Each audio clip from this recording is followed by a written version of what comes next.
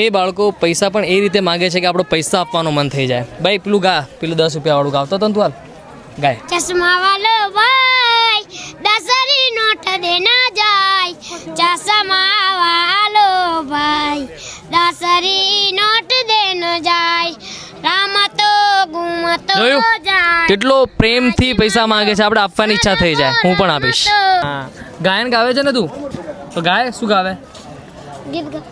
રામતો ગુમતો જાય, આજી વાલો ગાલબો રામતો જાય, એ તો કાલી દે કલારાડી એમાં આજે ઊંચા જોગમાયા, એ તો કાલી. બસ બસ બેટા. ક્યાં રહો છો તમે? ક્યાં રહો છો?